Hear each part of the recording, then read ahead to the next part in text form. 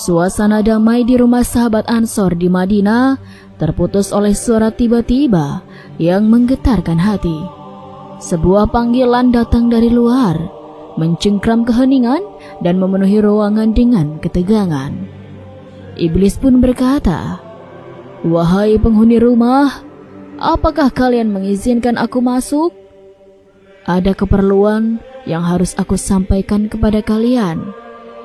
Rasulullah SAW menatap ke arah sahabat-sahabatnya dengan serius. Mereka saling pandang, mencari petunjuk dari wajah Rasulullah. "Siapa yang berseru itu ya Rasulullah?" tanya salah seorang sahabat dengan suara gemetar. "Kalian tahu siapa yang berseru itu?" jawab Rasulullah dengan tenang. "Dia adalah iblis yang terkutuk. Semoga Allah senantiasa melaknatnya." Umar bin Khattab dengan keberaniannya yang melegenda bersiap untuk bertindak. "Izinkan aku membunuhnya, wahai Rasulullah," desisnya. Mata berkilat penuh kebencian, Rasulullah SAW menatap Umar dengan lembut. "Bersabarlah Umar, tidak tahukah engkau bahwa dia termasuk yang tertunda kematiannya hingga waktu ditentukan di hari kiamat? Allah telah menetapkan hal itu sebagaimana yang ia minta sendiri."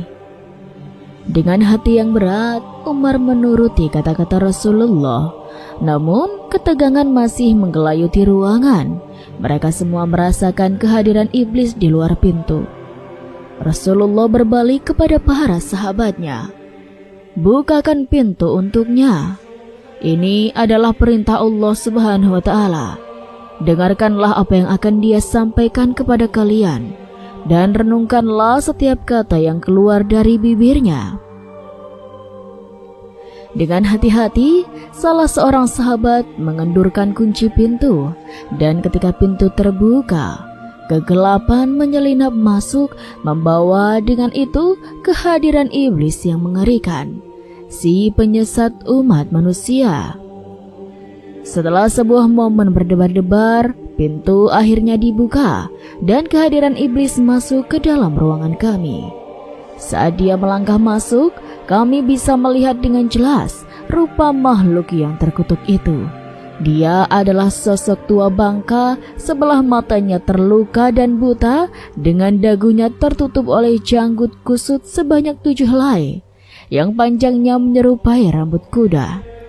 Kedua mata iblis itu masih terbelah, memanjang ke atas, tidak seperti mata manusia, tetapi lebih seperti mata binatang buas yang selalu waspada.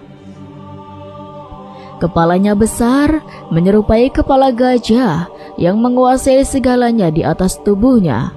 Gigi-giginya yang tajam memanjang keluar seperti taring babi, siap untuk mencabik-cabik siapapun yang berani menantangnya.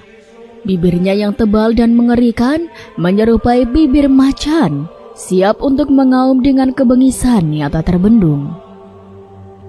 Dalam Al-Quran digambarkan bahwa kepala setan seperti buah zakum, seperti kepala setan-setan yang penuh dengan kejahatan dan kebusukan.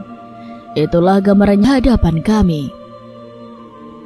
Dengan suara seraknya yang menusuk hati, iblis menyapa kami.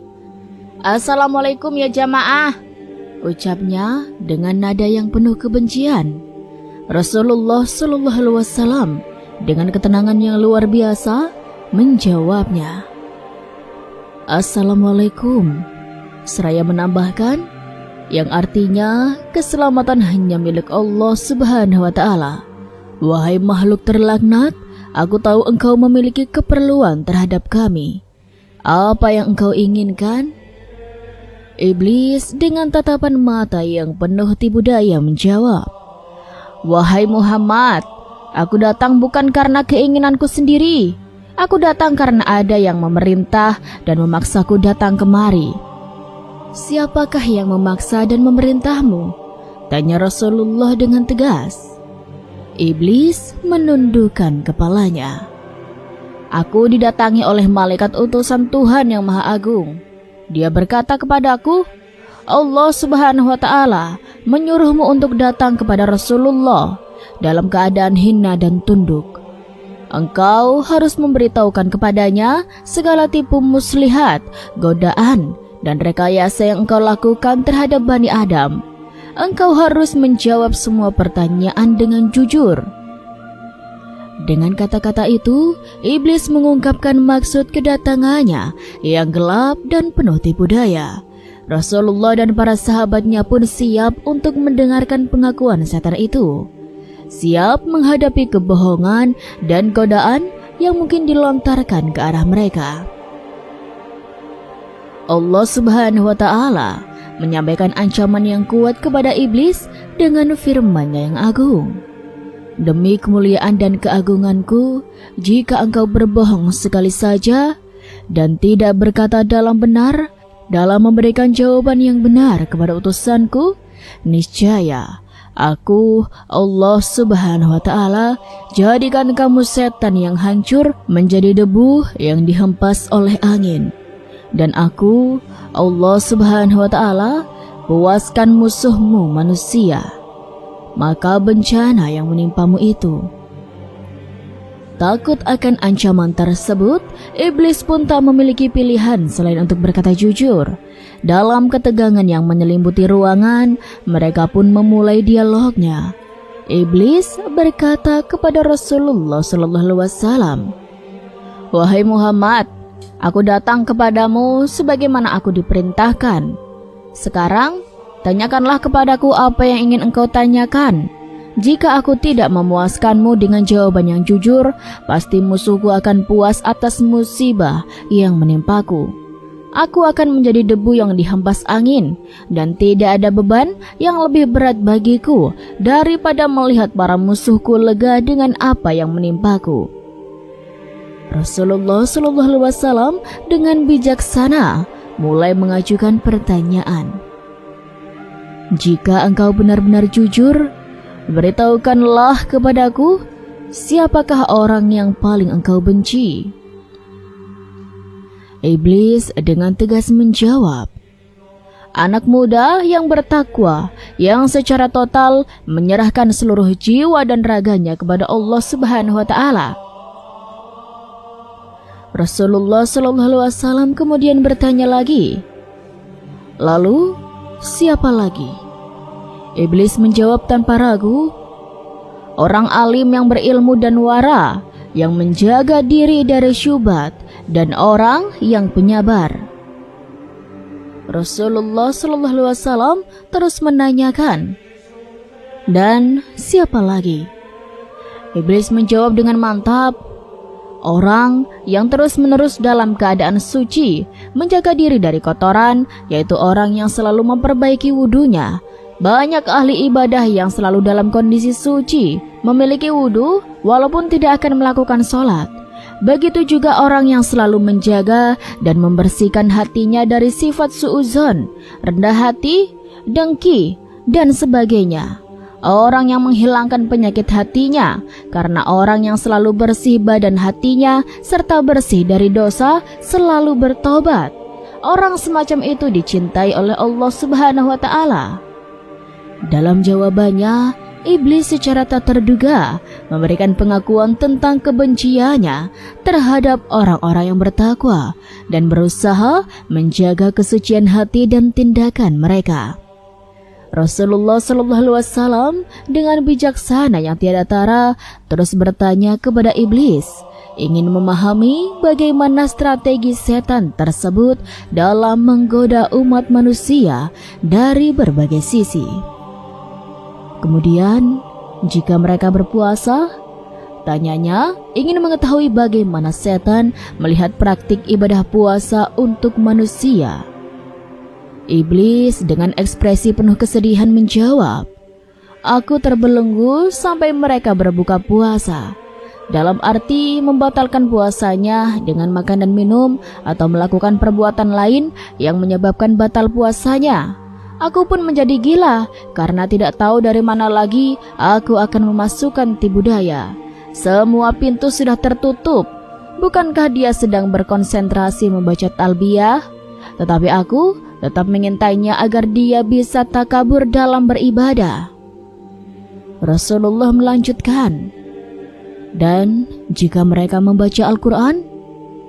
Iblis dengan penuh keputusasaan menjawab, "Aduh, aku meleleh seperti timah meleleh di atas api."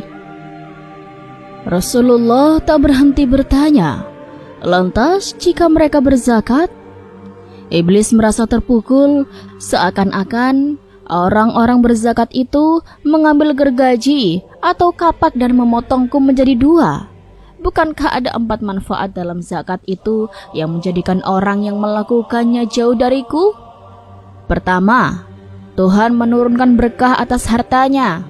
Kedua, menjadikan orang yang berzakat disenangi makhluknya yang lain. Ketiga, menjadikan zakatnya sebagai penghalang atas dirinya dengan api neraka. Keempat, dengan zakat Tuhan mencegah bencana dan malah petaka agar tidak menimpanya. Rasulullah tetap tajam dan bertanya, "Kapan engkau merasa mudah membujuk umatku?" Iblis merenung sejenak sebelum menjawab, "Pada 3 situasi. Pertama, saat dia marah karena dia sendiri yang telah mengorbankan nafsunya. Kedua, saat dia bingung menentukan pilihan. Pada saat itu aku akan menyusup dengan cepat. Ketiga, saat orang laki-laki dan perempuan yang bukan mahram berduaan. Aku tunggu sampai mereka melakukan sesuatu." Rasulullah tidak berhenti dalam pertanyaannya, "Apa pendapatmu tentang Umar?" Iblis dengan rasa takut yang terlihat jelas dalam matanya menjawab, "Demi Tuhan, aku takut bertemu dengan Umar karena ketegasannya dalam menyikapi perintah dan larangan syariatmu."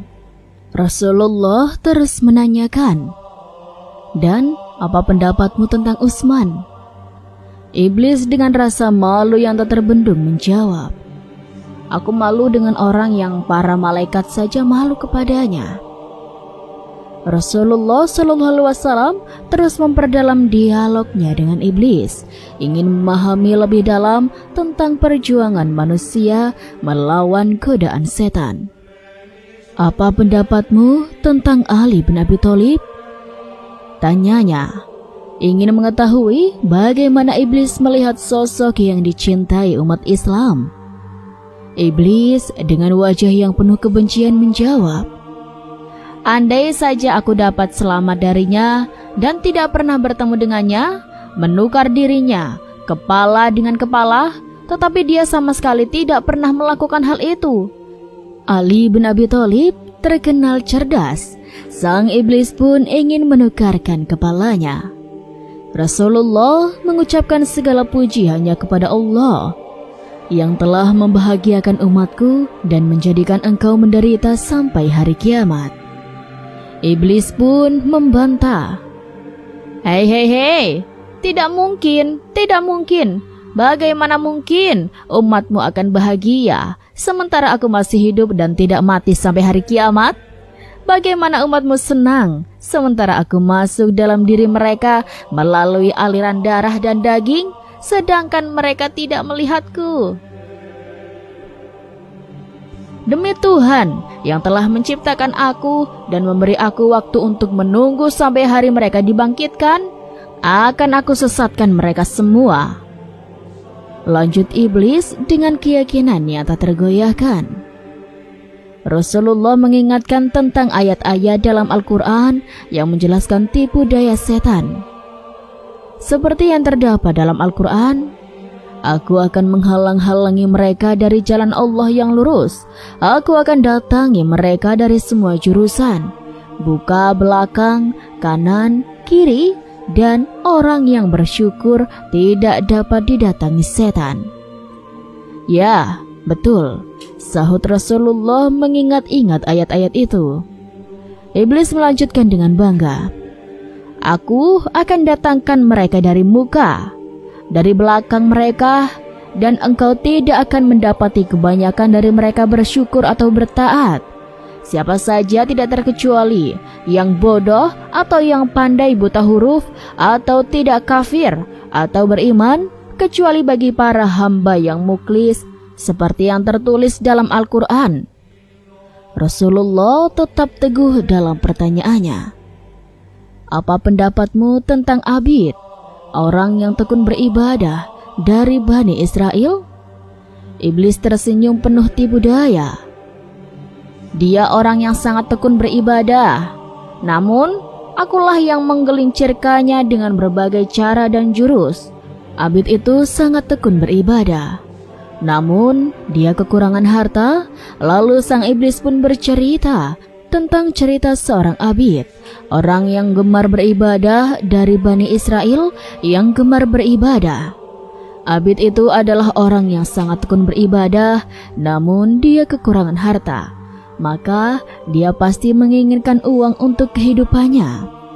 Ketika iblis kembali menjawab Abid, kehadiran sang iblis membuat Abid semakin teguh dalam keinginannya untuk beribadah.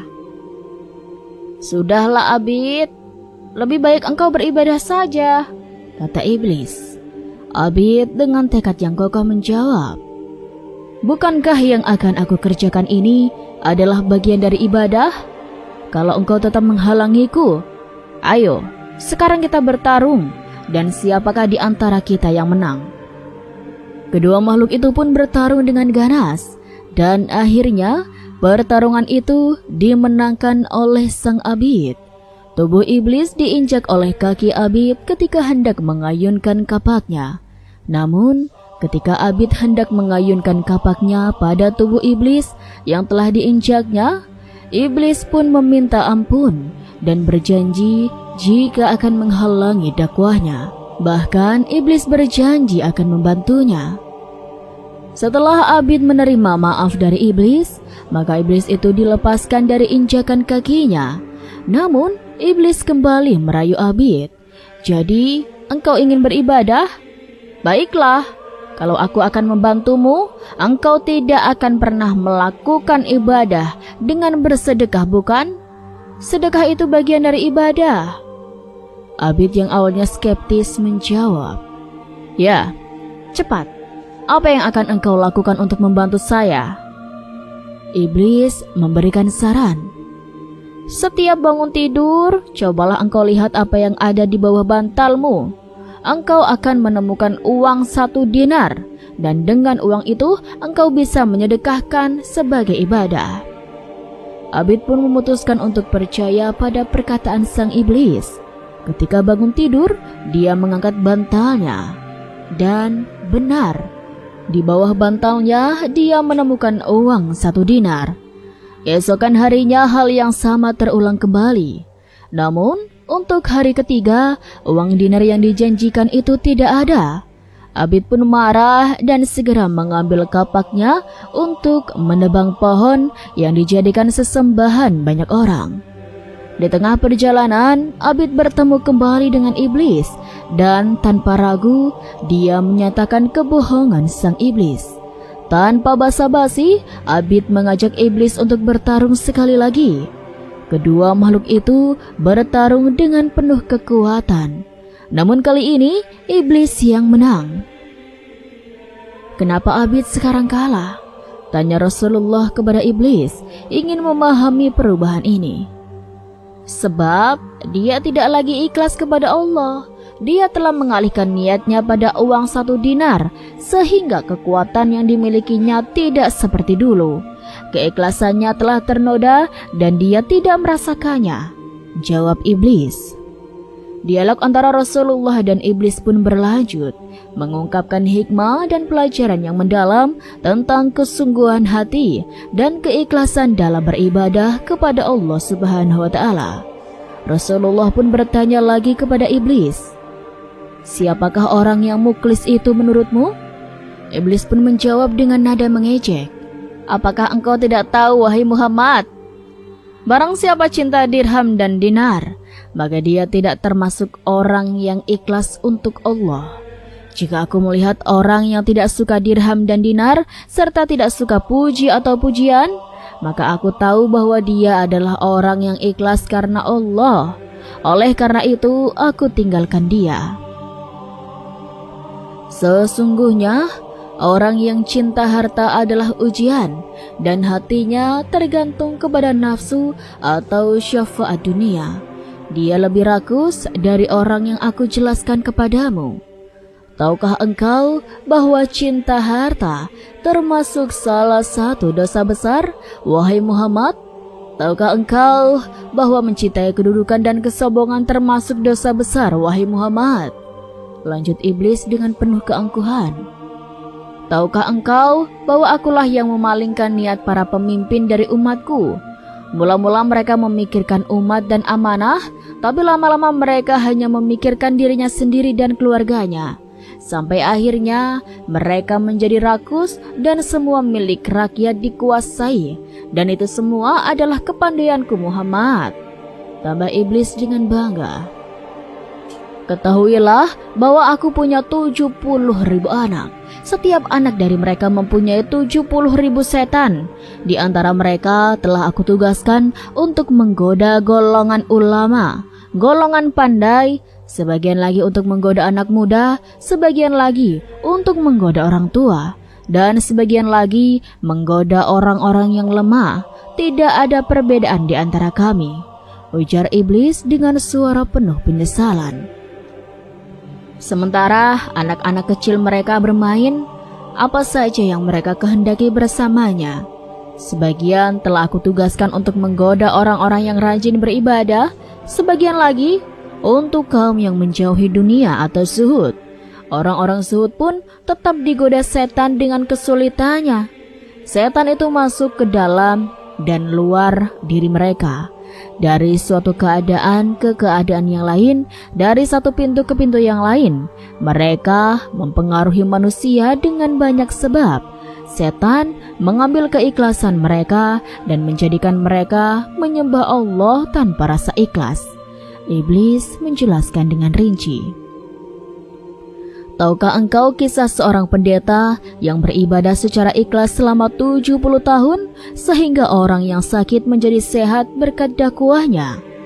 Kemudian aku tidak pernah meninggalkannya sampai ia berzina, membunuh, berbohong, ingkar, dan akhirnya bertekuk lutut serta bersujud kepadaku. Dialah yang disebut Allah dalam Al-Quran sebagai bujukan orang-orang munafik. Itu adalah seperti bujukan setan ketika mereka berkata pada manusia, "Kafirlah engkau." Maka tatkala manusia itu kafir, dia berkata, "Sesungguhnya aku terlepas dari diri kamu karena sesungguhnya aku takut kepada Allah, Tuhan semesta alam." Demikianlah kejujuran iblis ke Nabi Muhammad SAW. Semoga dapat menambah ketakwaan kita kepada Allah Subhanahu wa Ta'ala, ujar iblis dengan penuh keangkuhan dan kesombongan. Wallahu a'lam bishawab. Itulah sobat sedikit kisah kali ini, dan sampai jumpa lagi di kisah-kisah selanjutnya ya. Wassalamualaikum warahmatullahi wabarakatuh.